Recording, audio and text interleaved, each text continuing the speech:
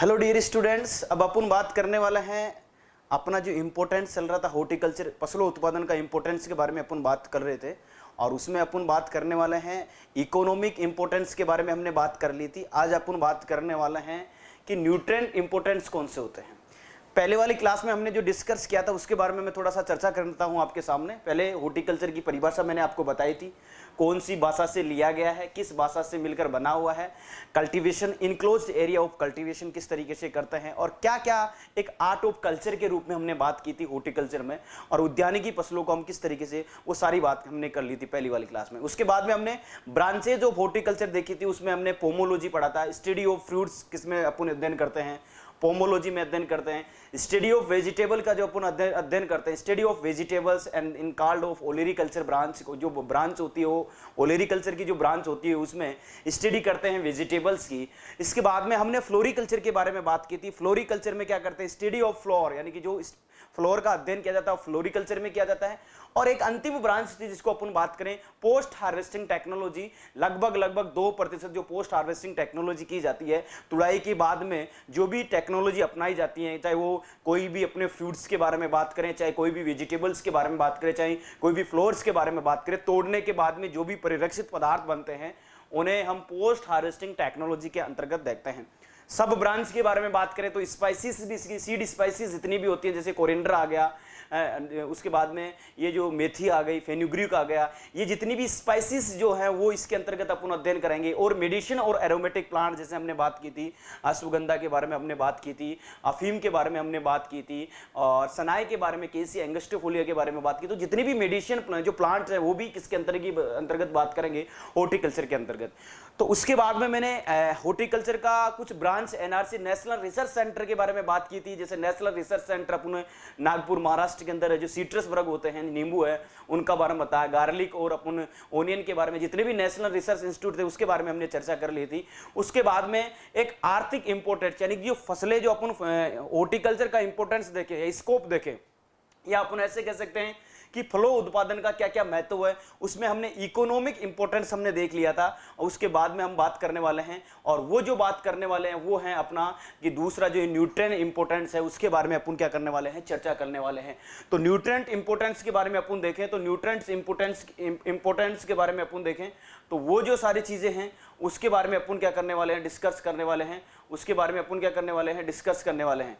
तो nutrient importance से अपन देखा होगा कि विटामिन्स के बारे में अपन बात करने वाले हैं, और विटामिन्स जितने भी विटामिन्स हैं उसके बारे में अपन बात करने वाले हैं। तो देखो आज अपना जो दूसरा सेकंड टॉपिक है उसमें अपन बात करने वाला है, और सेकंड टॉपिक जो है वो है अपना पौष्टिक महत्व के बारे में अपन बात करने वाले हैं। किसके बारे में बात करने वाले हैं, पौष्टिक महत्व के बारे में बात करने वाले हैं। और पौष्टिक महत्व जो है उसके अंदर अपन देखने वाले हैं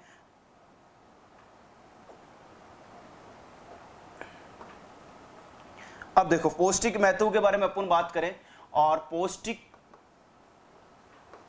पौष्टिक महत्व के बारे में अपन देखेंगे, और पौष्टिक महत्व जो होता है उसमें अपन इंपोर्टेंस देखेंगे, उसमें क्या क्या इंपोर्टेंस है उसके बारे में अपन बात करने वाले हैं। पहली चीज है कि पौष्टिक महत्व में सबसे पहले ज्यादा विटामिन्स के बारे में बात करेंगे। डिस्कस किसके बारे में बात करने वाले हैं, विटामिन्स के बारे में बात करने वाले हैं। किसके बारे में बात करने वाले हैं, विटामिन्स के बारे में बात करने वाले हैं। तो पहला अपना जो विटामिन है उसके बारे में अपन बात करने वाले हैं, विटामिन के बारे में। और विटामिन के बारे में सबसे पहले अपन देखने वाले हैं, और उसमें सबसे पहले अपन विटामिन में देखें कि सबसे ज्यादा विटामिन ए के बारे में अपन बात करें, और कैरोटीन के नाम से जाना जाता है, विटामिन ए के बारे में अपन बात करने वाले हैं। और विटामिन ए में सबसे ज्यादा विटामिन ए किसमें पाया जाता है, और इसका दूसरा नाम है कैरोटीन, या अपन इस तरीके से लिख सकते हैं इसमें कैरोटीन, इसको अपन लिख सकते हैं, कैरोटीन के नाम से भी जाना जाता है। सबसे पहले अपन डिस्कस करने वाला सर विटामिन क्या होते हैं। हमारे शरीर की जो अपन बात है ना, बैलेंस डाइट जिसको बोलते हैं, हमारे शरीर में जितने भी विटामिन होते हैं एक बैलेंस डाइट को परिपूर्ण करते हैं। यानी कि जो हरी सब्जियां होती है, जो फ्रूट्स होते हैं, भरपूर मात्रा में मिनरल्स और विटामिन पाए जाते हैं, वो विटामिन हम बात करें तो कार्बनिक या अकार्बनिक रूप में अपन बात करें तो बॉडी के ऊपर प्रवेश करते हैं और हमारे शरीर में होने वाली एनर्जी को जनरेट करते हैं। एनर्जी के साथ साथ हमारे जो भी जितने भी रोग होते हैं उनमें मजबूताई करने का, यानी कि विटामिन होंगे तो रोग प्रतिरोधक क्षमता भी हमारे शरीर में बॉडी के अंदर विकसित होती है। तो इनके बहुत सारे इंपॉर्टेंट फंक्शन होते हैं हमारी बॉडी के लिए, इसीलिए बहुत ज्यादा पौष्टिक महत्व के बारे में बात करें तो इनका बहुत ज्यादा महत्व होता है। तो विटामिन अलग अलग होते हैं, मुख्य रूप से फ्रूट्स और वेजिटेबल्स में हम बात करें, केवल पोमोलॉजी में फ्रूट्स के बारे में बात करें तो vitamin A, vitamin B1, vitamin B2 और विटामिन सी, मुख्य रूप से ये जो विटामिन है ये सबसे ज्यादा मात्रा में पाए जाते हैं। तो आपको पूछे कि विटामिन ए के बारे में अपन बात करें, विटामिन ए का दूसरा पूरज के रूप में अपन देखें तो इसको कैरोटीन कहते हैं। जैसे कि वेजिटेबल्स के बारे में बात करें तो कैरेट जो होती है, गाजर जो होती है, उसमें विटामिन ए सर्वाधिक मात्रा में पाया जाता है। और इसी बात अपन पोमोलॉजी के बारे में बात करें तो केवल पोमोलॉजी के ही बारे में बात करने वाले हैं। तो विटामिन ए जो होता है, इस विटामिन ए के बारे में अपन डिस्कस करने वाले हैं। और सबसे ज्यादा विटामिन ए अपन बात करें तो सबसे ज्यादा विटामिन ए जो होता है वो किसके अंदर होता है? विटामिन ए सबसे ज्यादा होता है अपन बात करें मैंगो के अंदर। अपन बात करें किसके अंदर? मैंगो के अंदर। यानी कि हम बात करें आम के अंदर सर्वाधिक विटामिन ए पाया जाता है। और सर कितना विटामिन ए पाया जाता है? विटामिन ए अपन बात करें, विटामिन ए की जो यूनिट होती है, यूनिट के बारे में बात करें तो उस यूनिट को हम IU से दर्शाते हैं, इंटरनेशनल यूनिट होती है। और ये यूनिट होती है तो लगभग आम के अंदर अपन बात करें तो आम में लगभग 4800 अपन बात करें 4800 IU प्रति 100 ग्राम। ध्यान रखना कितनी ग्राम? 100 ग्राम विटामिन ए पाया जाता है किसमें है? मैंगो के अंदर। और ये एग्जाम में क्वेश्चन पूछा गया है, ये जो एग्जाम में क्वेश्चन पूछा गया है कि विटामिन ए का दूसरा नाम कैरोटीन और इसकी कमी से रतौंधी डिजीज होती है। आपको पता है रतौंधी, मसूड़े फूलना, ये विटामिन ए के क्या है? सिम्टम्स हैं। और आंखों में कमजोरी आना, रोशनी में कमजोरी आना, ये सब विटामिन ए के सिम्टम्स हैं। अब अपन मैंगो के बाद में सर फर्स्ट नंबर पर मैंगो आ गया, लेकिन सेकंड नंबर पर कौन सा आता है? अपन सेकंड नंबर की बात करें तो सेकंड नंबर पर विटामिन जो आता है वो होता है पपाया के अंदर। अपन बात करें पपीता के अंदर पाया जाता है। किसके अंदर पाया जाता है? पपीता के अंदर। तो ध्यान रखना इसको क्या बोला जाता है? पपाया। तो विटामिन ए अपन बात करें तो पपाया के अंदर अपन बात करें तो पेपैया, या इसको अपन बोलते हैं पपाया, और इसको केरी का पपाया के नाम से जानते हैं। और ये जो अपन बात करें इसके अंदर जो विटामिन पाया जाता है लगभग 2020 IU पाया जाता है। कितना पाया जाता है? 2020 IU इंटरनेशनल यूनिट प्रति 100 ग्राम पाया जाता है। कितना ग्राम पाया जाता है? 100 ग्राम। तो ये आपको पता होना चाहिए। और उसके बाद में जैसे कि अपन बात करें तो लीची हो गई विटामिन ए के अंतर्गत अपन बात करें, और जो ग्रेप्स वाले फ्रूट्स हैं, नींबू वर्गीय फ्रूट्स हैं, उनमें भी विटामिन पाया जाता है, लेकिन उसमें सर्वाधिक सी पाया जाता है, लेकिन विटामिन ए भी अपन को देखने को मिलता है। तो ये चीज आपको ध्यान रखना। विटामिन ए के बारे में आपको मैंने बता दिया है। विटामिन ए जो है उसका कैरोटीन नाम है, दूसरा नाम अपन देखें, दूसरा नाम क्या है? कैरोटीन्स है। और इस तरीके से विटामिन ए सबसे ज्यादा कौन से फ्रूट्स के अंदर पाया जाता है? विटामिन ए सर्वाधिक मात्रा में आम में पाया जाता है। कितना पाया जाता है? अपन हमेशा ध्यान रखना पौष्टिक जो होता है, पौष्टिक जो महत्व होता है उसमें विटामिन के बारे में चर्चा चल रही है। और उसके अंदर मैं आपको बता देता हूं एक चीज ध्यान रखना, इस गोले के अंदर ध्यान रखना, जो भी मान लीजिए ये मैंगो है और ये आम है, और इस आम का जो बाहर का मीजोकार्प होता है, गुद्दा वाला भाग होता है, ये जो भाग होता है उसे क्या कहते हैं? मीजोकार्प कहते हैं। उसे क्या कहते हैं? ये वाला जो भाग होता है इसे मीजोकार्प कहते हैं। और मीजोकार्प के मतलब होता है इसका ये खाने योग्य भाग होता है। कौन सा भाग होता है? खाने योग्य भाग होता है। और इसी खाने योग्य भाग में गुद्दा जो होता है उसी में सर्वाधिक विटामिन पाया जाता है मैंगो के अंदर। अब इस गुद्दे का जो पार्ट होता है, मान लीजिए इस गुद्दे का आपने क्या कर लिया? 100 ग्राम पार्ट लिया, 100 ग्राम मान लीजिए, आप फिक्स करना 100 ग्राम। अब इस 100 ग्राम से हम देखेंगे कि 100 ग्राम में कितना विटामिन है। तो जो खाने योग्य भाग जो है वो मीजोकार्प है, यानी कि मीजोकार्प को हिंदी में बोलते हैं मध्य फल बीती। अपन क्या बोलते हैं? मध्य फल बीती बोलते हैं इसको। और मध्य फल बीती के बारे में अपन बात करने वाले हैं। और ये जो मध्य फल बीती होती है जिसको मीजोकार्प बोलते हैं, ये मध्य फल बीती क्या होती है जिसको मीजोकार्प कहते हैं। इसी मीजोकार्प में 100 ग्राम इसको कहते हैं गुद्दा बोलते हैं। इसको क्या बोलते हैं? गुद्दा। क्योंकि ऊपरी वाली बार होता है वो एक्सोकार्प होता है, उसको हटा दिया जाता है, और उसके बीच वाला भाग होता है गुठी वाले भाग को हटा दिया जाता है, बीच वाले मीजोकार्प मध्य भाग को ही क्या कहते हैं? अपन खाने योग्य भाग लेते हैं। तो उसमें विटामिन ए सर्वाधिक मात्रा में पाया जाता है। और हमेशा विटामिन ए 100 ग्राम के अपन इंगित करते हैं कि 100 ग्राम में विटामिन ए कितना है। तो 100 ग्राम विटामिन के अंदर 4800 IU। अब सर ये क्या है? ये विटामिन ए की यूनिट है, इंटरनेशनल यूनिट है। 4800 IU अपन बात करें 100 ग्राम आम के गुद्दे के अंदर ये पाया जाता है, मीजोकार्प के अंदर पाया जाता है।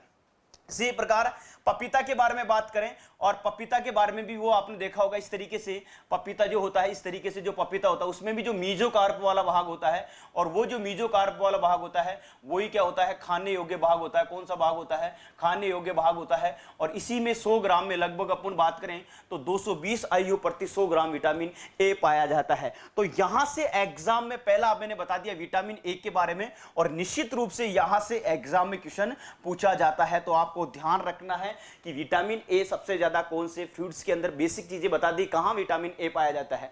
अब अपन बात करें, विटामिन की कोई परिभाषा नहीं पूछता है, लेकिन आपको अपने बैलेंस संतुलित भोजन करने के लिए विटामिन और खनिज पोषण पदार्थों का, कार्बोहाइड्रेट, प्रोटीन, इनका सही अनुपात होना बहुत ज्यादा जरूरी होता है।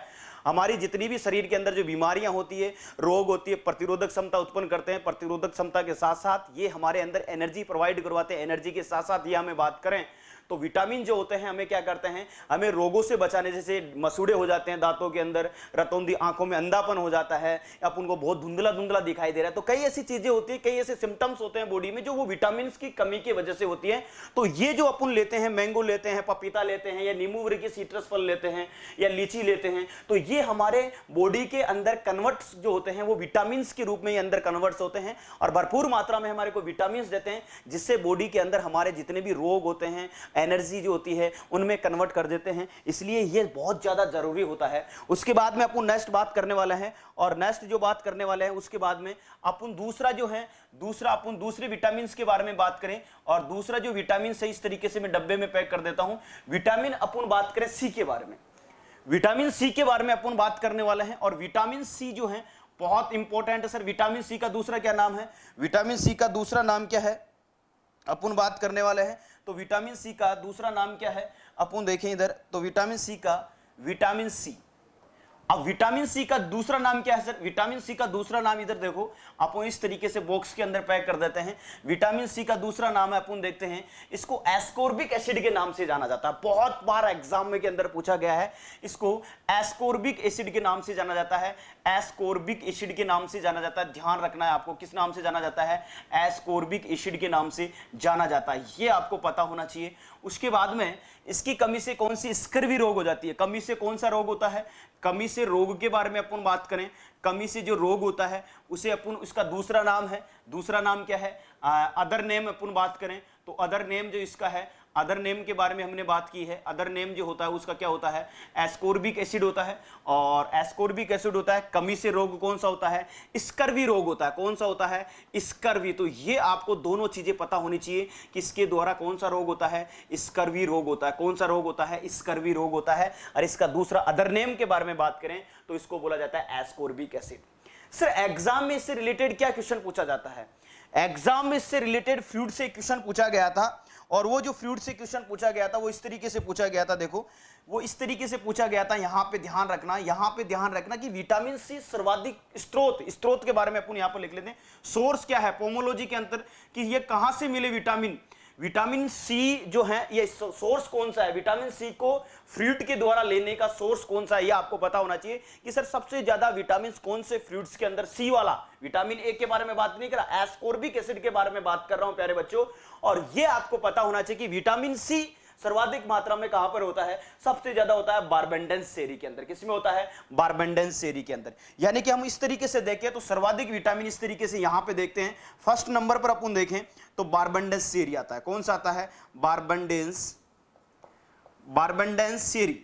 आपने बारबेंडेंस सेरी का नाम सुना होगा। उस बारबेंडेंस सेरी में सर्वाधिक मात्रा में, ध्यान रखना, सर्वाधिक मात्रा में पाया जाता है। सर्वाधिक मात्रा में ध्यान रखना, यहां पर सर्वाधिक लिख दिया मैंने। सर्वाधिक मात्रा में विटामिन सी पाया जाता है, ध्यान रखना, बारबेंडेंस सेरी में। और उसके बाद में सर्वाधिक पाया जाता है। लेकिन उसके बाद में अपन बात करने वाले हैं, और उसके बाद में अपन जो बात करेंगे उसमें देखो सबसे ज्यादा अपन देखें तो सेकंड नंबर पर जो होता है, सेकंड नंबर पर होता है एनोला। आपने आंवला का नाम सुना होगा, amla that is second position of vitamin C, that is fruits के अंतर्गत अपन बात करें related of fruits and the vitamin C. अपन बात करें सर्वाधिक विटामिन सी जो सर्वाधिक होता है और वो सबसे ज्यादा जो होता है सेकंड नंबर की फर्स्ट पोजीशन पर बारबेंडेंस चेरी। आपने सुनी होगी, आपने जब भी आइसक्रीम दिखाई होगी उसके ऊपर चेरी डालते हैं विभिन्न कलर की, वो चेरी एक प्रकार से फ्रूट्स हैं जो टेम्परेटेड फ्रूट्स के अंतर्गत आता है, उसमें विटामिन सी सर्वाधिक मात्रा में पाया जाता है। और अपन बात करें तो एक होता है आंवला। आंवला के बारे में आपको निश्चित रूप से पता होना चाहिए, जिसको एनोला बोलते हैं। आंवला जो होता है उसमें विटामिन सी जो होता है सेकंड नंबर की पोजीशन पर आंवला आता है। और इसमें ध्यान रखना, एक चीज ध्यान रखना, 700 mg ध्यान रखना। अब याद रखना विटामिन ए के यूनिट कौन सी थी, इंटरनेशनल यूनिट आईयू से दर्शाते थे, लेकिन इसकी जो होती है वो एमजी के रूप में दर्शाते हैं, एमजी के रूप में, मिलीग्राम के रूप में दर्शाते हैं। तो mg प्रति 100 ग्राम, ध्यान रखना कितना ग्राम, 100 ग्राम। तो ये आपको पता होना चाहिए। और थर्ड पोजीशन पर अपन बात करें तो थर्ड पोजीशन पर विटामिन सी जो आता है वो गवावा। अपन बात करें अमरूद के बारे में, किसके बारे में बात करें, अमरूद के बारे में, जिसको गवावा, सीजियम गवावा जावा जिसको बोलते हैं। और अमरूद में मुख्य रूप से अपन देंगे तो लगभग 300 mg, अपन बात करें यहां पर लगभग 300 mg प्रति 100 ग्राम, ध्यान रखना कितने ग्राम, 100 ग्राम। ये विटामिन तीसरे नंबर पर है, सी पाया जाता है। चौथे नंबर पर अपन देखें तो चौथे नंबर पर वो नींबू वर्गीय आ गए, कौन से आ गए, नींबू वर्गीय आ गए। ध्यान रखना चौथे नंबर पर अपन देखें तो नींबू वर्गीय आ गए। तो जितने भी नींबू वर्गीय होते हैं वो भी, जो जैसे अपन बात करें नींबू का, जो आपने देखा होगा अभी कोविड-19 का फेसेस चल रहा था, कोविड-19 चल रहा था, सभी ऐसे बोल रहे थे कि विटामिन सी टेबलेट, जिंक की टेबलेट और विटामिन सी की टेबलेट खाने से हमारी बॉडी में प्रतिरोधक क्षमता बढ़ेगी। प्रतिरोधक क्षमता का मतलब होता है स्कर्वी डिजीज, स्कर्वी का मतलब होता है एक प्रकार से रोग होता है। प्रतिरोधक क्षमता बढ़ने का मतलब है कि विटामिन सी वायरस के द्वारा लड़ता है, वायरस से लड़ता है, और वायरस से लड़कर हमारी बॉडी में प्रतिरोधक क्षमता बढ़ाता है। इसीलिए डॉक्टर सलाह करते थे कि विटामिन सी की टेबलेट और जिंक की टेबलेट ले लीजिए ताकि हमारे बॉडी के अंदर एनर्जी जनरेट रहे और प्रतिरोधक क्षमता बढ़ती रहे। तो मुख्य रूप से अपन देखें तो लोग वो क्या करते थे, नींबू का रस ज्यादा पीते थे। नींबू का रस में भी विटामिन सी सर्वाधिक मात्रा में होता है, आपको पता है। तो उस 4th नंबर पर कंडीशन पे आता है फ्रूट्स के अंदर। तो ये जितने भी हैं, ये जो विटामिन सी है इसका योगदान बहुत ज्यादा है बॉडी के लिए। अपन बॉडी के लिए बात करें, प्रतिरोधक क्षमता बढ़ाने के लिए अपन बात करें शरीर में, तो इसका जो योगदान है बहुत ज्यादा योगदान है। तो याद रखना, यहां से एग्रीकल्चर सुपरवाइजर में क्वेश्चन पूछा गया था, और एग्रीकल्चर सुपरवाइजर में यहां से क्वेश्चन पूछा गया था, और बहुत सारे बच्चे कंफ्यूज हो रहे थे। एग्रीकल्चर सुपरवाइजर में कौन सा क्वेश्चन पूछा गया था सर, एक क्वेश्चन पूछा गया था, ध्यान रखना लाडलो, एक क्वेश्चन क्या पूछा गया था कि विटामिन सी सर्वाधिक रूप से कौन से फल में पाया जाता है। देखो ध्यान से समझना इसको, बहुत 90% स्टूडेंट थे वो रोंग करके आए थे और माइनस मार्किंग के शिकार हो गए थे, जबकि उनको ये क्वेश्चन आता था, आने के बाद में भी वो क्वेश्चन को रोंग करके आ रहे हैं। इसका मतलब आप जानते हो कि जो एग्जामिनर होता है बड़ा चतुर होता है, उसने क्या दे दिया, विटामिन सी सर्वाधिक मात्रा में पाया जाता है। अब देखो उसने क्या किया, बिल्कुल इजी क्वेश्चन, सिंपल क्वेश्चन, फिर भी 90% स्टूडेंट रोंग करके आए। इसका रीजन क्या है, बच्चा क्या करता है, धीरे धीरे क्या कहता है, उसको चीज को रटन में रखता है कि इसको रट लेते हैं, विटामिन ए, सी, आंवला, फांवला, और उसके बाद में बारबंडेज से ऐसे मतलब उसकी साइकोलॉजी इस तरीके से बन जाती है कि हमारे को ये चीज केवल और केवल माइंड के अंदर फिट करनी है, कुछ समय के लिए माइंड के अंदर इन्वॉल्व करनी है, और जब एग्जाम होगा वो माइंड के अंदर आएगी, फटाफट हम बता देंगे। लेकिन ऐसा नहीं है आजकल। जो एग्जाम, जो कॉम्पिटिटिव एग्जाम होते हैं बहुत बड़े तरीके से होते हैं और बहुत बड़ी चतुराई के द्वारा आपके क्वेश्चन पूछे जाते हैं। तो आप निश्चित होकर ये जाओ कि बहुत इजी क्वेश्चन है, फिर भी आपके गलत होते हैं। इसका रीजन यही है कि जो स्टूडेंट, जो ऑप्शन डिपेंड करते हैं सही होने के, क्योंकि आपको क्वेश्चन तो ईजी लगेगा लेकिन जिसके ऑप्शन होते हैं ना बहुत रिलेटेड होते हैं, बहुत आसपास होते हैं, बड़े कंफ्यूज करने वाले ऑप्शन होते हैं, अब वहां पर हम ज्यादा कंफ्यूज होंगे तो माइंड डाइवर्ट होता है और हम रोंग करके आते हैं। तो ध्यान रखना, विटामिन सी के लिए पूछा और उसका पहला ऑप्शन, ध्यान देना, पहला ऑप्शन था आंवला, पहला ऑप्शन था आंवला। दूसरा ऑप्शन था, उसके नाम दे दिया, जो विटामिन सी सर्वाधिक पाया जाता है, उसने देखो विटामिन सी सबसे ज्यादा कौन से फल में पाया जाता है, ये सबसे ज्यादा। पहला दे दिया आंवला, दूसरा दे दिया अमरूद, तीसरा दे दिया नींबू वर्गीय, और चौथा दे दिया नीचे नीचे बारबेंडेंस सेरी। अब किसी भी स्टूडेंट का यहां पे इस जगह कहीं पर भी दिमाग नहीं गया कि बारबेंडेंस सेरी में विटामिन सी सर्वाधिक मात्रा में पाया जाता है, लगभग 1000 mg के आसपास पाया जाता है। 1000 और 1100 मैं आपको बता देता हूं, 1000 mg के आसपास पाया जाता है प्रति 100 ग्राम। आपको मैं बता देता हूं 1000 लगभग मैं आपको बता रहा हूं। अब जब विटामिन सी सर्वाधिक बारबेंडेंस सेरी में पाया जा रहा है, पहला ऑप्शन उसने आंवला दे दिया, तो 90% स्टूडेंट 4th ऑप्शन तक गए नहीं, और 90% जो स्टूडेंट थे उन्होंने आंवला ऑप्शन करके टिक करके आ गए, आंवला, और आंवला ऑप्शन टिक करके आ गए और बिल्कुल उसको लॉक करके आ गए, भाई आंवला इसका क्या होगा, ऑप्शन का राइट आंसर होगा। जब वो बाद में आकर उनको पता लगा कि यार विटामिन सी सर्वाधिक मात्रा में आंवला आंवला कर रहे हैं, बाद में जब स्टूडेंटों के साथ डिस्कस हुआ तो पता चला कि विटामिन सी सर्वाधिक मात्रा में बारबेंडेन सेरी में होता है, आंवला में नहीं होता है। फर्स्ट स्थान पे बारबेंडेन सेरी होता है, सेकंड पे आंवला होता है, थर्ड पे अमरूद गवावा होता है, और फोर्थ स्थान पर सिट्रस वर्ग के जितने भी हैं, मौसमी आ गई, माल्टा आ गया, नींबू आ गया, लाइम आ गया, इसमें होता है। अब 90% स्टूडेंटों का गलत होने का है कि नए बच्चे ने क्या कर दिया, बच्चे ने सबसे ज्यादा जबरदस्ती अपन बात करें रटी हुई थी, आंवला अमरूद और नींबू वर्गीय, बारबेंटेन सेरी के बारे में पता नहीं था, टीचरों ने लिखाया भी नहीं था, और वो गलत करके आ गए, और वहां पे वो माइनस मार्किंग का शिकार हो गए। बहुत इजी क्वेश्चन था, इजी क्वेश्चन को ही वो माइनस मार्किंग के शिकार हो गए। तो निश्चित रूप से बहुत चतुराई के क्वेश्चन आते हैं, और ये एग्रीकल्चर सुपरवाइजर जो 2018 की वैकेंसी हुई थी, वहां से एग्जाम में यहां से क्वेश्चन पूछा गया था। इसलिए मैं आपसे चर्चा कर रहा हूं इसके बारे में कि आपको ये गलती दोबारा दोहरानी नहीं है। निश्चित रूप से आपको अच्छे से पढ़ना है, और अच्छे से पढ़ के जाओगे और मजबूताई के साथ पढ़ के जाओगे तो निश्चित रूप से एक भी क्वेश्चन आपका गलत नहीं होगा। आपको प्रैक्टिकली नॉलेज पर ध्यान देना, मैंने इतनी अच्छी शानदार तरीके से आपको ये बता दिया, इससे बाहर कुछ भी नहीं पूछा जाएगा। नाम बता दिया, एस्कोर्बिक एसिड बता दिया, कमी के रोग बता दिया, कौन कौन सा, क्योंकि पोमोलॉजी के अंतर्गत बात कर रहे हैं तो पोमोलॉजी के अंतर्गत मैंने 4-5 फ्रूट्स आपको बता दिए, इनमें सर्वाधिक मात्रा में विटामिन क्या होता है, सी होता है। तो ये निश्चित रूप से आपके अच्छे से समझ में आ गया होगा। अब अपन बात करने वाले हैं 2 विटामिन और फ्रूट्स के अंदर पाए। विटामिन ए फ्रूट्स के अंदर होता है सर्वाधिक मात्रा में, विटामिन सी, विटामिन बी1 और विटामिन बी2, विटामिन बी1 और विटामिन बी2, तो ये आपको पता होना चाहिए। अब अपन बात करने वाले हैं विटामिन बी1 के बारे में। किसके बारे में बात करने वाले हैं, विटामिन बी1 के बारे में। और विटामिन बी1 के बारे में अपन देखें तो इसके बारे में भी निश्चित रूप से आपको ध्यान रखना है। एक ही चीज पूछा जाता है, विटामिन बी1 सबसे ज्यादा किसमें होता है, काजू और अखरोट में होता है। किसमें होता है, काजू और अखरोट में होता है। ये आपको पता होना चाहिए, किसमें होता है, काजू और अखरोट में। ये आपको पता होना चाहिए। 2 अखरोट का नाम सुना ही है आपने, काजू का नाम सुना है। काजू वहां शीतोष्ण फ्रूट्स है, ये टेम्परेटेड फ्रूट है। जहां आपने हिमाचल प्रदेश का नाम सुना होगा, वहां की जलवायु अलग है, जबकि राजस्थान की जलवायु क्या है, अलग है। दोनों में बहुत ज्यादा जलवायु में अंतर है, क्योंकि वहां पे गर्मियों में भी सर्दी रहती है। टेम्परेटेड है, शीतोष्ण का मतलब होता है हमेशा ही सर्दी हो, और जब हमारे यहाँ पर सर्दियां होती है तो वहां पर टेम्परेचर माइनस लेवल का हो जाता है, बहुत जबरदस्त टेम्परेचर होता है वहां, मतलब बहुत ठंडक जो होता है, जबरदस्त ठंडक होता है।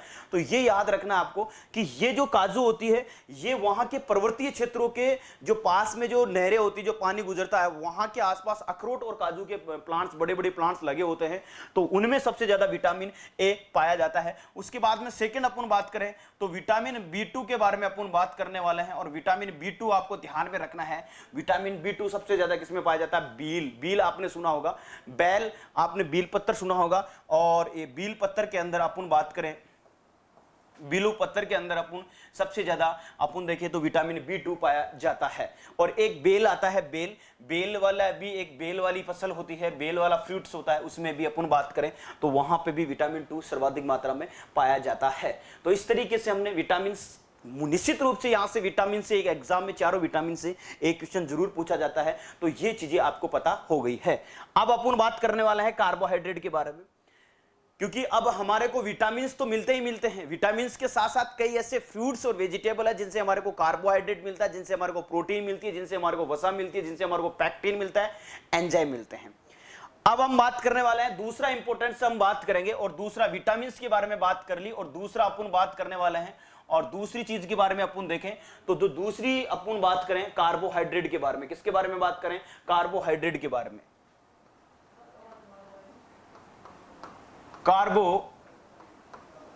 कार्बोहाइड्रेट के बारे में मैं आपको एक चीज और बता देता हूं।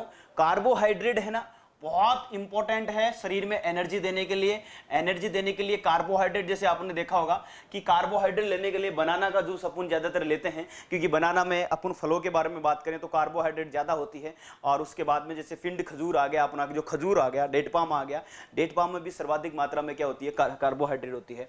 अब इस कार्बोहाइड्रेट के बारे में अपन बात करने वाले हैं, और इसमें सबसे पहले अपन फर्स्ट नंबर पर अपन देखें तो कार्बोहाइड्रेट सबसे ज्यादा अपन देखें तो सबसे ज्यादा पाया जाता है किशमिश में।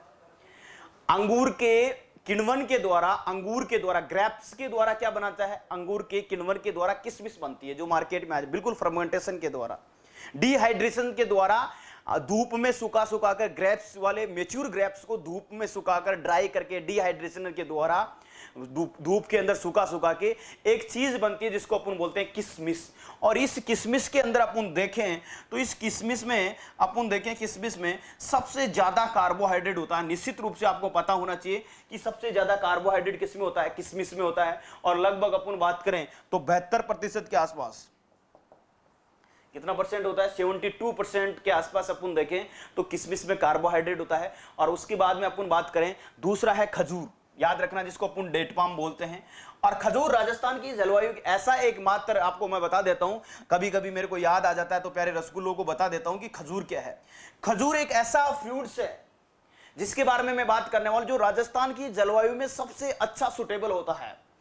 राजस्थान की जलवायु में कहीं पे भी आप बात करें, जैसे जो शुष्क जलवायु होती है राजस्थान में, राजस्थान का अधिकांश जिले जैसे जैसलमेर, बाड़मेर, बीकानेर जो हैं, ये शुष्क इलाकों में आते हैं। यानी कि जहां पर ड्राई अपन बात करें, शुष्क, जहां पर पानी की बहुत कम मात्रा है, बरसात भी बहुत कम होती है। तो इस कंडीशन में जहां पर अपन देखें तो वहां पर डेट पाम आपको सबसे ज्यादा मिलेगा, नहरों के पास में जहां पर इस तरीके से, वहां पे आपको डेट पाम मिलेगा। और इस डेट पाम की एक बात और बता देता हूं, खजूर की तोड़ने की अलग अलग अवस्थाएं होती है। और जो खजूर की खजूर की तोड़ने की अलग अलग होती है, उसमें एक पिंड खजूर आता है। कौन सा? जो राजस्थान की जलवायु के पिंड खजूर, तो राजस्थान में पिंड खजूर तोड़े जाते हैं। और उन पिंड खजूर से अपन बात करें तो पिंड खजूर जो होते हैं वो, उनमें सर्वाधिक मात्रा में पिंड खजूर में, कौन से में, पिंड के अंदर। तो ध्यान रखना, जो तुड़ाई की अवस्था में कौन से आते हैं, पिंड आते हैं, जो राजस्थान के अंदर तोड़े जाता है। अलग गंडोरा अलग होती है, अपन बात करें तो ये अलग अलग तुड़ाई की अवस्थाएं होती है।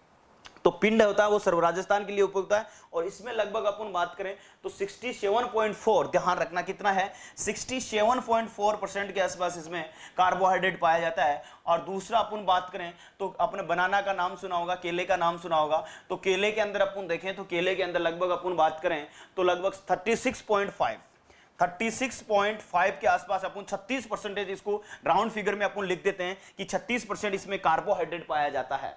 क्या पाया जाता है? कार्बोहाइड्रेट पाया जाता है। तो उसके बाद में अपन, जैसे कि अपन बात करें वेजिटेबल्स के बारे में बात करें तो पोटैटो है। पोटैटो में उबला हुआ पोटैटो जो होता है, जिसको उबाल कर अपन खाते हैं, उसमें भी सर्वाधिक मात्रा में क्या होता है, स्टार्च और कार्बोहाइड्रेट जो होती है। तो आपको फ्रूट्स में सबसे ज्यादा, क्योंकि ये फ्रूट्स किसमें सर, फ्रूट्स में ड्राई फ्रूट्स के अंतर्गत आती है। ड्राई फ्रूट्स के अंदर आपने बादाम खाई होगी, अखरोट खाई होगी, किशमिश खाई होगी, मुनक्का खाया होगा, ये सारे ड्राई फ्रूट्स होते हैं। ये कौन से होते हैं? Dry fruits. और किशमिश तो आपको पता है ग्रेप्स के डिहाइड्रेशन से जो कन्वर्ट होता है वो किशमिश बनती है बहुत तरीके से। खजूर आपने देखा होगा, खजूर में होता है, केले के अंदर 36.5% इसके आसपास इसमें क्या होता है, कार्बोहाइड्रेट होता है। उसके बाद में सेकेंड अपन बात करें, और सेकेंड नंबर वाली अपन बात करने वाले हैं और उसमें देखने वाले हैं, दूसरा नंबर अपन देखें तो दूसरा है प्रोटीन के बारे में। प्रोटीन सर सबसे ज्यादा किसमें होती है, प्रोटीन के बारे में अपन बात करेंगे। और प्रोटीन के बारे में अपन देखो बात करें तो प्रोटीन सबसे ज्यादा अपन देखें, सबसे ज्यादा काजू के अंदर होता है। किसके अंदर होता है? प्रोटीन के बारे में अपन बात करें तो सबसे ज्यादा जो प्रोटीन होता है वो किसके अंदर होता है? काजू के अंदर।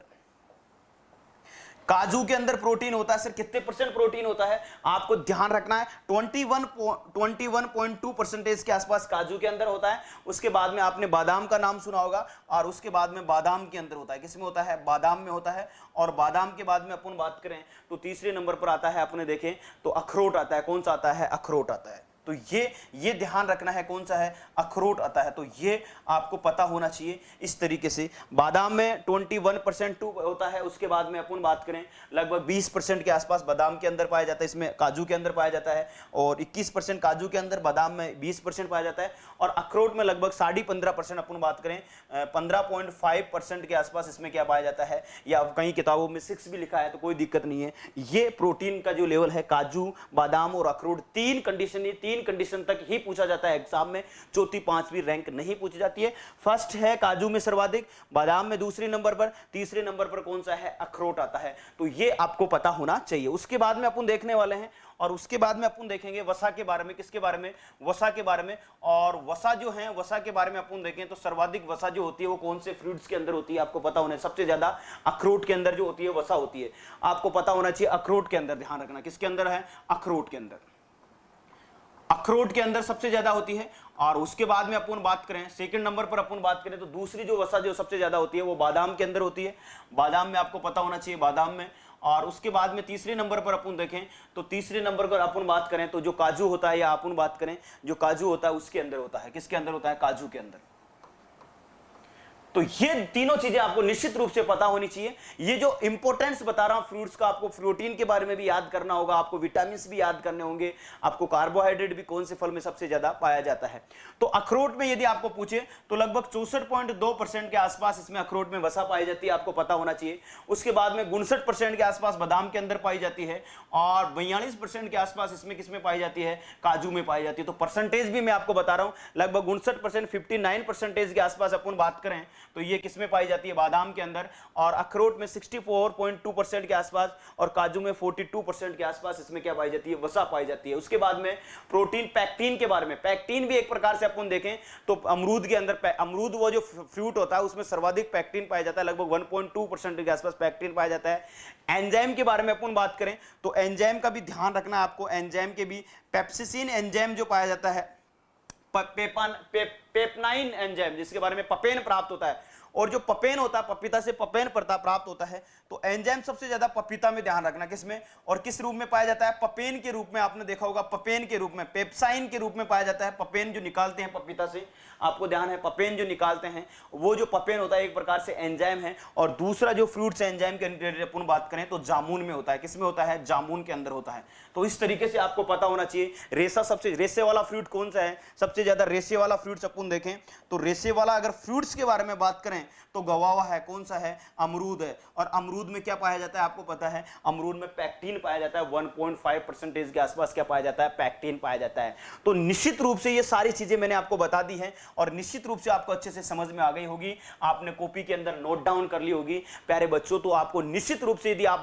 मेरे तरीके से आप एक एक लाइन आप पूरा लिख रहे हो तो निश्चित रूप से आपको कोई भी एग्जाम के अंदर एक भी क्वेश्चन आपका गलत नहीं होगा। मैं आपको बता दिया, मैंने आपको बताया है कि ये जो तरीका मैं आपको पढ़ा रहा हूं उसी तरीके से आपको बेसिक चीजें बता रहा हूं, उसी तरीके से आपको पढ़ना है। स्टार्टिंग से आपको जीरो लेवल से स्टार्ट करना है, यानी कि आपको सारी बेसिक चीजों के बारे में, जितनी भी पोमोलॉजी से रिलेटेड जितनी भी बेसिक चीजें हैं वो मैं आपको बताने की कोशिश करूंगा। तो आई होप कि आपको सारा, देखो मैंने हर चीज बता रहा हूं, 64.2% इसमें वसा पाई जाती है, बादाम में 50.9%, मतलब डिटेल से आपको हर चीज बता रहा हूं। और इसके बाद में आगे की क्लास में जब अपन फ्रूट्स के बारे में पढ़ेंगे तो इनके बारे में अपन क्या करेंगे, डिटेल से पढ़ेंगे। तो ये सारी चीजें आपको पता होनी चाहिए। अब अपन बात करने वाले हैं नेक्स्ट चीज के बारे में, और आपको पता हो गया होगा कि इसके अंदर अपन देखें,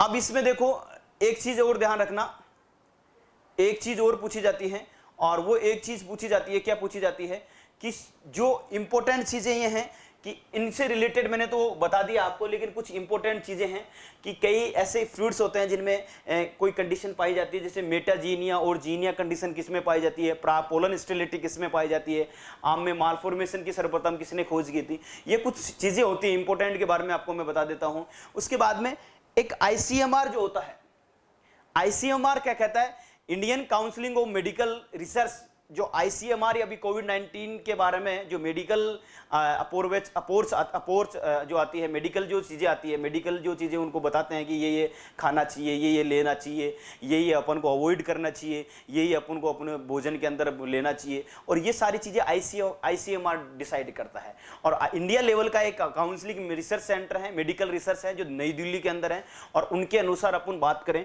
तो एग्जाम के अंदर एक क्वेश्चन पूछा जाता है, और वो जो एग्जाम में क्वेश्चन पूछा जाता है वो पूछा जाता है आपका कि आईसीएमआर कहता क्या कहता है। देखो आईसीएमआर ये कहता है कि आईसीएमआर के अनुसार अपन बात करें तो आईसीएमआर ये कहता है कि आईसीएमआर ये डिसाइड करता है फ्रूट्स और वेजिटेबल के लिए, अपन ये डिसाइड करता है, पल्सेस के लिए डिसाइड करता है, अनाज के लिए डिसाइड करता है, प्रोटीन के लिए, कि आदमी को अपने भोजन के अंदर, अपन बात करें भोजन के अंदर कितने ग्राम वेजिटेबल लेनी चाहिए, कितने ग्राम अपन को फ्रूट लेने चाहिए, और प्रति व्यक्ति प्रतिदिन की आवश्यकता। ध्यान रखना आईसीएमआर के अनुसार प्रतिदिन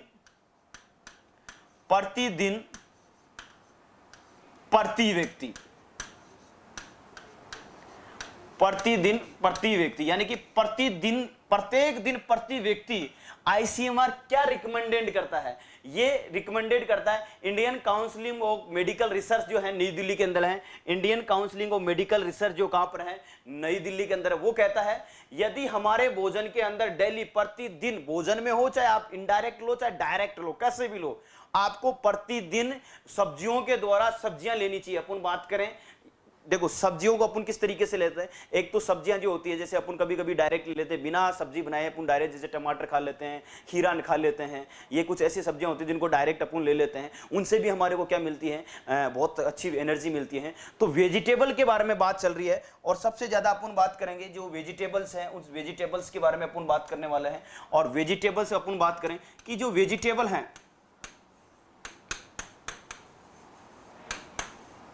वेजिटेबल्स के बारे में बात करें, यानी कि अपन सब्जियों के बारे में बात करें, किसके बारे में बात करें, सब्जियों के बारे में बात करें, तो सब्जियां प्रतिदिन प्रति व्यक्ति कितने ग्राम लेना चाहिए, प्रति व्यक्ति के बारे में बात कर रहा हूं, प्रतिदिन, तो लगभग अपन को 300 ग्राम, ध्यान रखना बहुत इंपॉर्टेंट है, 300 ग्राम प्रतिदिन प्रति व्यक्ति वेजिटेबल अपने भोजन के अनुसार कैसे भी लो, लेकिन उनको 300 ग्राम वेजिटेबल है, सब्जी है, उनको लेना चाहिए, जिनसे बहुत सारे फाइबर मिलेंगे। फाइबर जो जैसे खीरे के अंदर ज़्यादा फाइबर होता है, और विटामिन जो होते हैं या ऑर्गेनिक मैटर होते हैं जो बॉडी के लिए बहुत ज़्यादा नेसेसरी है। तो वेजिटेबल कितने होने चाहिए, सब्जियां 300 ग्राम प्रतिदिन प्रति व्यक्ति लेना चाहिए। उसके बाद में फ्रूट्स कितने लेने चाहिए, वो भी एग्जाम में पूछे जाते हैं। अपन बात करें फलों के बारे में, और फलों के बारे में आपने देखा होगा, और फलों के बारे में आपने पूछा होगा कि फल भी लेना चाहिए कि नहीं लेना चाहिए, तो ध्यान रखना फ्रूट्स के बारे में अपन देखें तो फ्रूट्स के बारे में अपन देखें तो फ्रूट्स जो लेना चाहिए वो लगभग अपन को 120 ग्राम लेना चाहिए। कितना लेना चाहिए, 120 ग्राम लेना चाहिए। कितना लेना चाहिए, 120 ग्राम लेना चाहिए। कितना लेना चाहिए, 120 ग्राम लेना चाहिए प्रतिदिन प्रति व्यक्ति। ध्यान रखना कितना लेना चाहिए, 120 ग्राम लेना चाहिए। कितना लेना चाहिए, 120 ग्राम लेना चाहिए।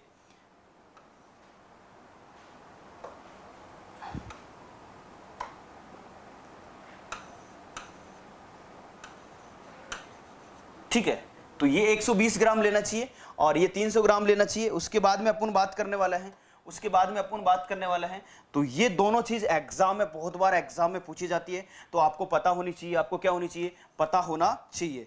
अब अपन बात करने वाला है पल्सेस क्रॉप, जो अपने इस हॉर्टिकल्चर से अलग है, लेकिन वो भी मैं आपको यही बता देता हूं कि जो दलहनी फसलें होती हैं, दलहनी फसलें वो होती है जो नाइट्रोजनी फिक्सेशन करती है। जैसे दलहनी फसलें में चना आ गया, राजमा आ गई, जो अपन क्या कहते हैं दाल वाली फसलें जो होती है, दाल बना के खाते हैं, मसूर है ना, मसूर की दाल बना के खाते हैं, चने की दाल बना के खाते हैं, वो होती है दलहनी फसलें। और दलहनी फसलों में भी भरपूर रूप से विटामिन मिनरल्स पाए जाते हैं और बहुत अच्छा विटामिन पाए जाते हैं उनमें भी। तो उनको भी अपन आईसीएमआर के अनुसार अपन बात करें, इंडियन काउंसिलिंग और मेडिकल रिसर्च के अनुसार अपन बात करें, तो वो लगभग लेनी चाहिए दलहनी। जो पल्सेस क्रॉप के अकॉर्डिंग अपन बात करें, पल्सेस के अकॉर्डिंग अपन बात करें, यानी कि दलहनी के बारे में अपन बात करें, तो जो दलहनी लेनी चाहिए वो कितनी लेनी चाहिए अपने यहाँ पे प्रतिदिन प्रति व्यक्ति, लगभग 80 ग्राम लेनी चाहिए। कितनी लेनी चाहिए, लगभग अपन को बात करें तो 80 ग्राम लेनी चाहिए। कितनी लेनी चाहिए, 80 ग्राम। तो ये चीजें आपको पता होनी चाहिए, कितने ग्राम लेनी चाहिए, 80 ग्राम लेनी चाहिए। उसके बाद में अनाज वाली जो फसलें होती है, अनाज वाली फसलों के लिए भी बार बार पूछा जाता है। अनाज वाली फसलों के बारे में अपन बात करें तो अनाज वाली जो फसलें हैं उसके लिए भी पूछा जाता है, तो आपको पता होना चाहिए अनाज वाली जो फसलें हैं वो कितनी लेनी चाहिए। सर अनाज वाली फसलें कितनी लेनी चाहिए प्रतिदिन प्रति व्यक्ति, तो वो लेनी चाहिए 475 ग्राम। कितनी लेनी चाहिए, 475 ग्राम। ध्यान रखना कितनी होनी चाहिए, 475 ग्राम प्रति व्यक्ति प्रतिदिन। ध्यान रखना कितनी लेनी चाहिए, 475 ग्राम। तो ये समझ में आ गया। उसके बाद में सर दूध, जो दूध भी जरूरी है अपने भोजन के लिए, दूध भी बहुत ज्यादा अपन को लेना चाहिए। तो दूध जो होता है, मिल्क कितना लेना चाहिए प्रतिदिन प्रति व्यक्ति, तो वो मैं आपको यहां पे लिख देता हूं। मिल्क के बारे में अपन बात करें, जो दूध होता है, मिल्क जो दूध होता है वो 300 ग्राम हमारे लिए प्रतिदिन प्रति व्यक्ति की आवश्यकता होती है। 300 ml या 300 ग्राम के बारे में अपन बात करें तो ये दूध अपन को पता होना चाहिए। उसके बाद में 60 ग्राम प्रोटीन चाहिए, एनिमल प्रोडक्ट के द्वारा जो प्रोटीन मिली, तो वो एनिमल प्रोडक्ट के अंदर लगभग 60 ग्राम अपन को क्या चाहिए, प्रोटीन चाहिए। तो ये मुख्य रूप से आईसीएमआर ने डिसाइड किया है कि प्रतिदिन प्रति व्यक्ति को अपन बात करें। डायरेक्ट एग्जाम में क्वेश्चन पूछा जाता है, इंडियन काउंसिलिंग मेडिकल रिसर्च के द्वारा प्रतिदिन प्रति व्यक्ति सब्जियों की कितनी आवश्यकता है, यह डिसाइड कर रखा है आईसीएमआर ने कि प्रतिदिन प्रति व्यक्ति सब्जियों की कितनी आवश्यकता है। ऑप्शन आएगा 250 ग्राम, 150 ग्राम, 400 ग्राम और 300 ग्राम। तो सब्जियों के लिए पूछा है तो कौन से कितने ग्राम होगा, 300 ग्राम होगा। कितने ग्राम होगा, 300 ग्राम। देखो ये मैंने आपको गोला कर दिया सब्जियों के लिए। आईसीएमआर के अनुसार प्रतिदिन प्रति व्यक्ति फ्रूट्स की कितनी आवश्यकता होती है, तो वो होती है, अपन बात करें 120 ग्राम होती है। कितनी होती है? 120 ग्राम होती है। ये मैंने आपको बता दिया है, आप नोटबुक के अंदर लिखते रहना जो मैं चीजें आपको बता रहा हूं। उसके बाद में मिल्क की कितनी आवश्यकता होती है सर? 300 ग्राम होती है, ध्यान रखना 300 ग्राम होती है। उसके बाद में दलहनी फसलों की आवश्यकता कितनी होती है? 80 ग्राम। अनाज वाली फसलों की कितनी होती है? लगभग 475 ग्राम। ध्यान रखना कितनी होती है? 475 ग्राम। तो ये सारी चीजें मैंने अच्छे से आपको बता दी हैं। तो ये ध्यान में रखना है आपको कि किस तरीके से मैंने आपको सारी चीजों के बारे में अवगत करा दिया। तो एक बार आप इसका स्क्रीनशॉट ले सकते हो, क्योंकि एग्जाम में यहां से क्वेश्चन पूछा जाता है। एग्रीकल्चर सुपरवाइजर में यहां से क्वेश्चन पूछा जाता है, बहुत बार एग्जाम में क्वेश्चन पूछा गया है। तो ये एक बार आप नोट डाउन कर लीजिए, उसके बाद में आगे अपन बात करने वाले हैं। ठीक है, आपने नोट डाउन कर लिया होगा। अब अपन बात करने वाले हैं, आगे अपन बात करेंगे। उससे पहले मैं आपको एक चीज और बता देता हूं। एक चीज ध्यान रखना कि कुछ औषधीय फलों की जो औषधीय महत्वता होती है कि क्या क्या होता है, क्या क्या किससे प्राप्त होता है, अपन देखेंगे। उसके बाद में एक छोटी सी चीज मैंने आपको विटामिन के बारे में बता दिए। अब अपन फलों के प्रकार के बारे में बात करने वाला है कि फलों के कौन टाइप्स ऑफ फ्रूट्स, क्योंकि बेसिक के अंदर अपन स्टेप बाय स्टेप चलेंगे। फलों का महत्व मैंने आपको बता दिया, आपको इकोनॉमिक इंपॉर्टेंस मैंने आपको बता दिया, पौष्टिक महत्व के बारे में सारा मैंने बता दिया, किसमें क्या कार्बोहाइड्रेट होती है, किसमें विटामिन के चार कौन से होते हैं। और उसके बाद में अपन जिक्र करने वाला है कि फल कितने प्रकार के होते हैं, फलों के क्या क्या प्रकार, हम किस तरीके से क्लासिफाई करेंगे फलों को, वो अपन देखने वाले हैं। और वो चीजें बहुत इंपॉर्टेंट है, एग्जाम में पूछा जाता है। तो याद रखना, अपन देखने वाले हैं फलों के प्रकार, यानी कि अपना टॉपिक है वो कौन सा है? फलों का प्रकार। फलों का प्रकार। और फलों के प्रकार को हम इस तरीके से देख सकते हैं, और फलों के प्रकार को हम किस तरीके से देख सकते हैं? इस तरीके से देख सकते हैं। देखो, सबसे पहले मैं आपको बता देता हूं फलों के प्रकार में। सबसे पहले अपन बात करें तो एक छोटा सा अपन देखते हैं, एक सिंगल फ्रूट होता है, केवल एक सिंगल फ्रूट, जिसको अपन बोलते हैं सिंगल फ्रूट में पहला आता है ड्राई फ्रूट्स। ड्राई फ्रूट्स जैसे अपन बात करें, सिंगल फ्रूट होता है, only single fruits. Single fruit, F का मतलब होता है फ्रूट, आप समझ जाना, सिंगल फ्रूट, एकल फल।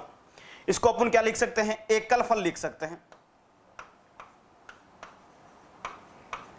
ठीक है, बात समझ में आ गई ना इतनी? अब सर ये सिंगल फ्रूट कैसे?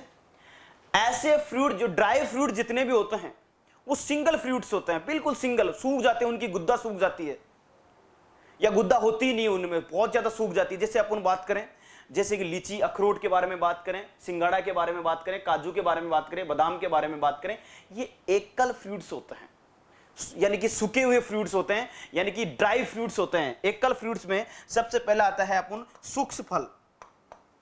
और सूक्ष्म फल को अपन क्या कहते हैं? सूक्ष्म फल को कहते हैं अपन ड्राई फ्रूट्स कहते हैं। क्या कहते हैं? Dry fruits. और ड्राई फ्रूट्स के बारे में अपन बात करें तो ड्राई फ्रूट्स ऐसे होते हैं जिनकी गुद्दा क्या हो जाती है? सूख जाती है, जिनकी गुद्दा अपन देखें, अपन इस तरीके से फ्रूट्स को देखेंगे। यहां पे देखो, मैं आपको बता रहा हूं, यहां पे आपको कुछ समझा रहा हूं, यहां पे समझने की कोशिश करना। ये अब पर्टिकुलर क्या होता है, इस तरीके का कोई फ्रूट्स है, मान लीजिए ये बादाम है, और इस बादाम में अपन देखें तो जो बादाम खाते हैं वो उसका जो गुद्दा होता है, बादाम की ऊपरी वाली परत को हटाएंगे, हटाने के बाद में आगे नीचे वाला जो पार्ट होता है बिल्कुल सूखा हुआ ड्राई पार्ट होता है बादाम का। इसी प्रकार अपन देखें अखरोट का, पीनट का, ये सारे ड्राई पार्ट वाले जो जितने भी फ्रूट्स होते हैं, या अपन लीची के बारे में बात करें, लीची का ड्राई पार्ट होता है। बादाम, काजू जो होती है, काजू का भी जो अपन खाते हैं बिल्कुल ड्राई वाला पार्ट खाते हैं। ये सिंगल फ्रूट्स के अंतर्गत आते हैं। और इनमें जो आते हैं, इनकी जो गुद्दा होती है, जो बाहर अंदर वाली जो गुद्दा है, जो इसको कहते हैं प्लब, प्लब बोलते हैं इसको। क्या बोलते हैं? प्लब, या अपन बोलते हैं PULB, प्लब, या इसको अपन बोलते हैं गुद्दा बोला जाता है। इसको क्या बोला जाता है? गुद्दा बोला जाता है। और ये गुद्दा जो होता है ये कैसा होता है? ड्राई होता है। कौन सी कंडीशन में होता है? ड्राई कंडीशन में होता है। ये आपको पता होना चाहिए। और कई फ्रूट्स के अंदर गुद्दा होता भी नहीं है, और इसका एग्जाम्पल आपको पता होना चाहिए। एग्जाम्पल बहुत बार एग्जाम में पूछा गया है कि सर ड्राई फ्रूट्स कौन से होते हैं? एक तो आपको पता होना चाहिए अखरोट होता है। कौन सा होता है? अखरोट होता है। उसके बाद में दूसरा होता है काजू होता है, और कौन सा होता है? बादाम होता है, पीनट होता है।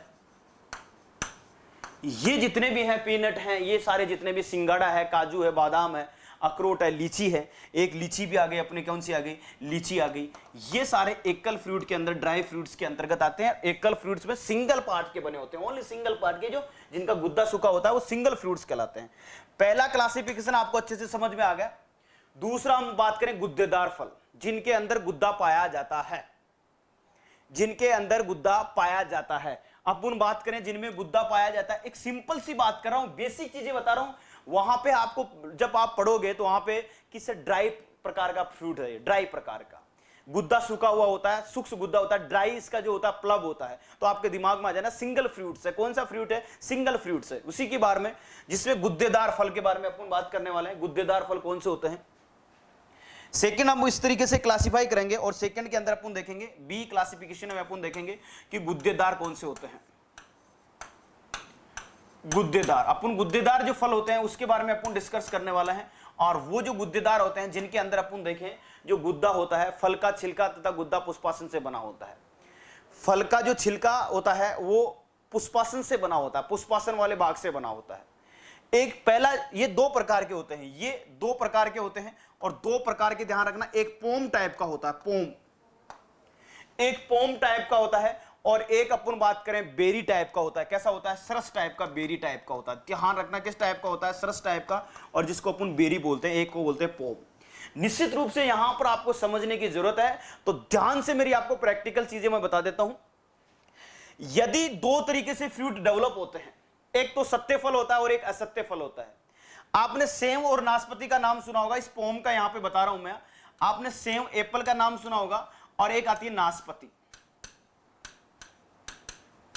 ये नाशपाती और सेव जो होता है ये डेवलप होता है एम्ब्रियो, अपन बात करें परिपक्व ओवरी से डेवलप ना होकर ये पुष्पासन वाले भाग से डेवलप होता है। यानी कि कहने का मतलब ये जो सेव डेवलप होता है मेच्योर ओवरी से नहीं होगा। ध्यान रखना, मेच्योर ओवरी से ये क्या नहीं होगा? ये डेवलप नहीं होगा। मैंने रोंग लगा दिया, ओवरी से डेवलप नहीं होगा। ये केवल और केवल पुष्पासन, यानी कि पुष्प बना हुआ है, पुष्पासन वाला भाग ही किस में कन्वर्ट हो जाएगा? फ्रूट में कन्वर्ट हो जाएगा। यानी कि ये जो पुष्प बन गया, इस तरीके से पुष्प बन गया और ये पुष्प ही धीरे धीरे किस में बदल जाएगा? एक तरीके से फ्रूट्स के अंदर डेवलप हो जाएगा। ये पुष्पासन वाला भाग ही किसमें बदल रहा है? फ्रूट्स के अंदर बन रहा है। और ये कहलाते हैं ट्रू असत्य फल कहलाते हैं। कौन से फल कहलाते हैं? असत्य फल कहलाते हैं। और इनको अपन पोम फ्रूट्स बोलते हैं। कौन से फ्रूट्स बोलते हैं? पोम फ्रूट्स बोलते हैं। पोम टाइप के फ्रूट्स कौन से हैं? वो हैं एक तो सेव और एक कौन सा है? नाशपाती, जिनका निर्माण पुष्पासन वाले भाग से डेवलप होता है और वो पुष्पासन वाला भाग ही फ्रूट्स के अंदर डेवलप होता है। उसमें मेच्योर ओवरी से फ्रूट डेवलप नहीं होता है। और मेच्योर ओवरी से जो फ्रूट बीज डेवलप होता है या बीज अंदर धसे होते हैं, ये बीज के द्वारा अपन क्या बनता है? बीज के द्वारा अपन बात करें मेच्योर ओवरी के जो द्वारा जो बनते हैं उन्हें सरस प्रकार का कहते हैं। और मेच्योर ओवरी के द्वारा जो बनते हैं, मेच्योर ओवरी के द्वारा और मेच्योर ओवरी के द्वारा जो बनते हैं उन्हें अपन क्या कहते हैं? उन्हें अपन कहते हैं जैसे जिनके बीज अपन बात करें गुद्दे के अंदर धसे रहते हैं। मेच्योर ओवरी का मतलब होते हैं इस तरीके से इनके जो बीज होते हैं अंदर गुद्दे के अंदर धसे होते हैं, वो सरस टाइप के होते हैं। कैसे होते हैं? सरस टाइप के होते हैं। जो अपन देखेंगे फ्रूट्स के अंदर बीज ही बीज होंगे, अंदर ही अंदर वो सरस टाइप के फ्रूट्स होंगे। और जो जिनका निर्माण पुष्पासन वाले भाग से होते हैं वो पोम प्रकार के होंगे। और एकल फ्रूट जो ड्राई फ्रूट होंगे वो शुष्क फ्रूट कहलाएंगे, जो मैंने आपको अच्छे से बता दिया है। तो फ्रूट्स का प्रकार मैंने आपको बता दिया है। अब मुख्य रूप से अपन सरस वाला प्रकार देखेंगे, क्योंकि मैक्सिमम जो फ्रूट्स होते हैं अपने राजस्थान में वो सरस प्रकार के फ्रूट्स होते हैं, बेरी प्रकार के फ्रूट्स होते हैं। तो इनके बारे में अपन क्या करेंगे? डिस्कस करने वाले हैं। तो निश्चित रूप से आपको ये सारी चीजें अच्छे से समझ में आगे होगी। अब अपन देखने वाले हैं बेरी टाइप के। देखो सरस का रूपांतरण देखेंगे। सर ये बेरी कैसे बनता है? देखो सरस क्या होता है? सरस का रूपांतरण,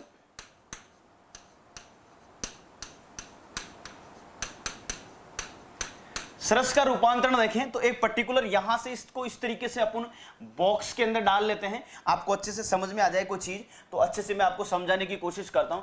इधर देखना, ये कोई पर्टिकुलर फ्रूट्स है, ये मान लीजिए कोई पर्टिकुलर फ्रूट्स हैं और अपन इसको फल नाम दे दिया। और इस फल के अंदर अपन इस तरीके से देखें, इसका रूपांतरण होगा, इसमें ओवरी बनेगी, ओवरी से क्या बनेगा? फ्रूट्स। और उसके बाद में अपन बात करें जो ओवल्स बनता है, जो बीजांड बनता है, उससे क्या बनता है? सीड डेवलप होता है। क्या बनता है? सीड डेवलप होता है। और वो सीड जो होता है इस तरीके से अपन देखें, जैसे आपने गवावा देखा होगा, गवावा के अंदर अपन अमरूद के अंदर बीज के अंदर ही ऊपर बाहर वाला भाग जो होता है, बाहर वाला इस तरीके से मीजोकार्प होता है। ये वाला भाग जो होता है ये मीजोकार्प होता है, ये मीजोकार्प वाला भाग होता है। और मीजोकार्प के अंदर वाले भाग के अंदर इस तरीके से सीड धसे होते हैं, सीड धसे होते हैं, बहुत सारे सीड होते हैं एक जगह, सीड बहुत ज्यादा होते हैं। और ये जो सीड्स होते हैं, सीड फॉर्मेशन होता है, इसको हम बात करते हैं, सीड जो फॉर्मेशन होता है, इस सीड फॉर्मेशन को अपन कहते हैं सरस का रूपांतरण होना। किसका रूपांतरण होना? सरस का रूपांतरण, यानी कि बेरी टाइप का होना। इसको इंग्लिश में क्या बोलते हैं? बेरी टाइप बोलते हैं। इसको क्या बोलते हैं? बेरी टाइप, यानी कि सरस टाइप बोलते हैं, बेरी टाइप बोलते हैं। तो ये आपको पता होना चाहिए। अब सरस का रूपांतरण भी कितने टाइप से होता है? एक तो अपन बात करें ब्लास्टा टाइप का होता है। ब्लास्टा, इसमें बाह्य दलपुंज का एक ताज में समान होना, यानी कि जैसे अनार। बाह्य अपन बात करें तो बेरी भी अलग अलग प्रकार के होते हैं, जैसे कि हेस्प्रेडियम प्रकार का हो गया और पेपो प्रकार का हो गया। तो इसमें बेरी मैंने आपको बता दिया है। और उसके बाद में ये किस किस के रूपांतर होता है? पहला रूपांतर इनका होता है, आपको पता होना चाहिए, बहुत बार एग्जाम में पूछा गया है कि ब्लास्टा टाइप का, ब्लास्टूला जिसको बोलते हैं, ब्लास्टूला भी बोलते हैं, इसको क्या बोलते हैं? ब्लास्टूला। एक तो अपन ब्लास्टूला के बारे में पढ़ेंगे, और दूसरा दूसरा जो पढ़ेंगे वो पढ़ेंगे हेस्प्रेडियम। किसका प्रकार का? हेस्प्रेडियम टाइप का।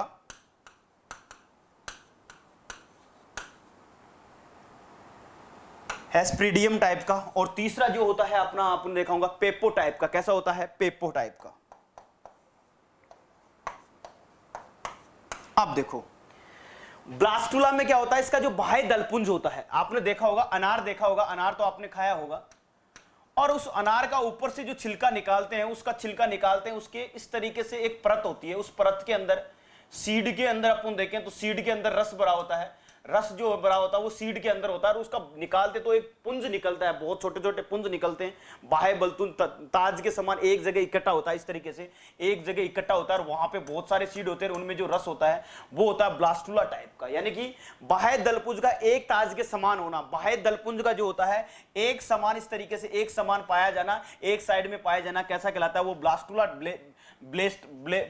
टाइप का बोला जाता है, या अपन ब्लास्टूला टाइप का बोला जाता है, या उसको अपन हिंदी में लिखते हैं ब्लेस्टूला टाइप का। उसके बाद में हेयर लाइक संरचना, यानी जिसका जो बाहरी अपन हेस्प्रेडियम अपन देखेंगे तो इस तरीके से, इसका एग्जांपल मैंने बता दिया अनार टाइप का। लेकिन हेस्प्रेडियम के बारे में अपन बात करें, जैसे चमड़ा देखा ना अपना, ऊपर की जो परत होती है चमड़े जैसी होती है, बहुत ज्यादा चमड़ा जैसा छिलका होता है ऊपर से, और चमड़ा जैसा छिलका जो होता है इस तरीके से बहुत हार्ड लेयर होती है बाहर की तरफ, चमड़े जैसी लेयर होती है, बहुत मजबूत छिलका होता है बाहर की तरफ, और उसके अंदर हेयर लाइक संरचना होती है। इस तरीके से हेयर लाइक संरचना जो होती है, हेयर लाइक संरचना होती है, और उसमें रस जो भरा होता है, इस तरीके से रस भरा होता है हेयर लाइक संरचनाओं में, जैसे रस भरा होता है। जैसे एग्जांपल आपने देखा होगा कि जैसे मौसमी नींबू, किन्नो जो है, कागजी नींबू है, जैसे मौसमी आ गई, कौन सी आ गई? मौसमी आ गई। दूसरा कौन सा आ गया? नींबू आ गया, कागजी नींबू आ गया। ये जितने भी हैं तो अपन देखें, उनका जब छिलका निकालते हैं तो बहुत ज्यादा मजबूत हार्ड छिलका होता है, और वो उसके अंदर क्या होता है, बहुत सारे अपन देखें तो धागे नुमा, जैसे अपन बात करें हेयर लाइक संरचना होती है, उनमें रस बना होता है, और वो जो होता है, वो जो फल का प्रकार होता है वो हेस्प्रेडियम प्रकार का कहलाता है। कौन सा प्रकार का कहलाता है? हेस्प्रेडियम टाइप का कहलाता है। कौन सा टाइप का कहलाता है? हेस्प्रेडियम टाइप का। पेपो टाइप, बीजांड से जो होता है, बीजांड जो बनता है वो भित्ति में, जिनका बीजांड होता है उनके बीजांड, जहां पर बीज बने होते हैं, वो बीज सारे भित्ति के अंदर से घिरे होते हैं, भित्ति के अंदर से घिरे होते हैं, और भित्ति से अंदर से घिरे होते हैं, वो पेपो टाइप के कहलाते हैं। पेपो टाइप के, जैसे कुकुरबिटेसी टाइप, जैसे कुकुरबिटेसी जितने भी हैं, कुकुरबिटेसी जो सब्जियां हैं, कुकुरबिटेसी पेपो टाइप की होती है, जिनका फल का प्रकार होता है वो फल की, जैसे आपने देखा होगा, जैसे अपन बात करें कुकुरबिटेसी में, अपन बात करें वाटरमेलन के बारे में, अपन बात करें मस्क मेलन के बारे में बात करें, इधर एग्जांपल बता रहा हूं मैं आपको, वाटरमेलन के बारे में अपन बात करें तो वाटरमेलन इस तरीके से, वाटरमेलन के अंदर ऊपर हार्ड लेयर होती है और अंदर एक गुद्दा होता है, और उस गुद्दे के अंदर बीजांड जो होता है वो बीती के अंदर, इस तरीके से बीजांड के अंदर बीज इस तरीके से धसे होते हैं, इस तरीके से जो गुद्दा होता है उस गुद्दे के अंदर एकांतर फॉर्म में, इस तरीके से एकांतर रूप में बीज गिरे होते हैं, इस तरीके से देखो, इस तरीके से गिरे होते हैं, और ये जो होते हैं ये पेपो टाइप के कहलाते हैं। ये कैसे? इसी तरीके से मस्क मेलन भी गुद्दे के अंदर वाले इस तरीके से एकांतर फॉर्म में अपन बीज मिलेंगे, ये कैसे कहलाएंगे? पेपो टाइप के कहलाएंगे, यानी कि पेपो टाइप का इसमें फ्रूट्स होता है, पेपो टाइप का आपको पता होना चाहिए। तो ये सारी चीजें आपको मैंने अच्छे से आपको बता दी हैं, और उसके बाद में अपन बात करेंगे, और आगे जब अपन बात करेंगे तो वो जो है, उसके बाद में अपन बात करें तो कैप्सूल प्रकार का अपन बात करें, कैप्सूल प्रकार का जैसे अफीम आ गया, कैप्सूल प्रकार का आपने देखा होगा, बिल्कुल इस तरीके से लाइन इस तरीके से होता है कैप्सूल पर अंगुली जैसा। जैसे अफीम आ गया, अपन बात करें भिंडी आ गई, कपास आ गया, धतूरा आ गया। उसके बाद में एप्सिका के बारे में बात करें तो बाहरी सतह बहुत ज्यादा एप्सिका, एप्सिका ध्यान रखना, एम्फिसिर का ध्यान रखना। एक और चीज पूछी जाती है, और एक वो चीज पूछी जाती है एम्फिसिका। एमपी सिरका जो होता है, ये जो होता है इसमें आपने बील पत्तर देखा होगा, ये एग्जाम में जरूर पूछा जाता है। बील पत्तर जो होता है, उस बील पत्तर का इतना खतरनाक अपन बाहर करें, बाहरी जो परत होती है, बाहरी जो होती है इतनी ज्यादा, वो बाहरी जो परत होती है, बाहरी जो छिलका होता है इतना कठोर होता है, सबसे ज्यादा कठोर होता है। और उसको इसलिए उसको क्या लगते हैं, एमपी सिरका बोलते हैं। एमपी सिरका टाइप का जो होता है कठोर होता है, बहुत ज्यादा कठोर। बाहरी सतह जो होती है बहुत ज्यादा क्या होती है, कठोर होती है, बहुत ज्यादा हार्ड होती है। और वो जो इसका एक एग्जाम्पल आप याद रखना, बील पत्र आपको ध्यान में रखना, बील पत्र है, एमपी सिरका टाइप का उसमें फ्रूट्स पाया जाता है। तो इस तरीके से आपको मैंने ये सारी चीजें मैंने आपको बता दी हैं। तो ये एक होता है संयुक्त फल जो होते हैं, संयुक्त फल में पुष्पासन वाला भाग जैसे एंटीरोफ वेरीज हो गया, एंटीरोफ एफिस हो गया, ये आपके एग्जाम में जो है ड्राई फ्रूट्स है, उसके बारे में अपन क्या करेंगे, डिस्कस करेंगे। उसके बाद में तीसरा आता है कंपोजिट, जो सरोसिस प्रकार का जो होता है, जिसमें कई पुष्पों के अंडाशय जो होते हैं, वो जो होते हैं पुष्पी भाग मिलकर बनाते हैं, बहुत सारे पुष्पी भाग मिलकर बनाते हैं। उनके बारे में वो कैसे होते हैं, सरोसिस प्रकार के होते हैं। अनानास, कटहल, सहतूत जो होता है, ये भी पूछा था कि सेरोसिस प्रकार के फ्रूट जो होते हैं वो किसमें होते हैं, टाइप्स ऑफ फ्रूट्स, वो सहतूत के अंदर होते हैं, कटहल के अंदर होते हैं और अनानास के अंदर होते हैं। और साइकोनस प्रकार के जो होते हैं वो अंजीर, पीपल और बरगद के अंदर होते हैं। ये आपको पता होना चाहिए। तो इस तरीके से उसके बाद में अपन उसके शोषण दर के हिसाब से अपन फ्रूट को क्लासिफाई करेंगे कि क्लाइमेक्ट्रिक फ्रूट्स कौन से होते हैं, नॉन क्लाइमेक्ट्रिक फ्रूट्स कौन से होते हैं, उनके बारे में अपन नेक्स्ट क्लास के अंदर डिस्कस करने वाले हैं। और अच्छे डायग्राम के साथ अपन शोषण के आधार पर फलों को दो भागों में बांटेंगे। शोषण के आधार मतलब पकने के आधार पर, कि पकने की कंडीशन के आधार पर दो प्रकार के होते हैं, एक क्लाइमेक्ट्रिक होता है और एक नॉन क्लाइमेट्रिक फ्रूट्स होता है। इनके बारे में अपन क्या करने वाले, नेक्स्ट क्लास के अंदर डिस्कस करने वाले हैं। तो आज की क्लास में मैंने बहुत सारी अच्छी चीजें से आपको एक्सप्लेन करके अच्छे से बता दिया है। फ्रूट्स के प्रकार बता दिए हैं, विटामिन बता दिए हैं, कार्बोहाइड्रेट बता दिया है, प्रोटीन बता दिया है, सारी चीजें मैंने आपको बता दी। और जो आज की क्लास है वो निश्चित रूप से एक या दो क्वेश्चन यहां से पूछे जाएंगे। हर क्लास के अंदर एक या दो 20 क्वेश्चन आएंगे आपके एग्रीकल्चर सुपरवाइजर में। लगभग आपके 30 से 35 क्लास होगी। उस 35 क्लास के अंदर हर क्लास के अंदर कई क्लास के अंदर कहीं एक पूछा जाएगा, कहीं दो पूछा जाएगा, क्वेश्चन जरूर पूछा जाएगा। हर क्लास बहुत ज्यादा इंपॉर्टेंट है और आप साथ साथ नोट्स बनाते रहना। तो आज की क्लास में बहुत ज्यादा मैंने आपको ये सारी चीजें बता दी। नेक्स्ट क्लास में क्लासिफिकेशन ऑफ फ्रूट्स के अंदर शोषण के आधार पर अपन पढ़ेंगे। धन्यवाद।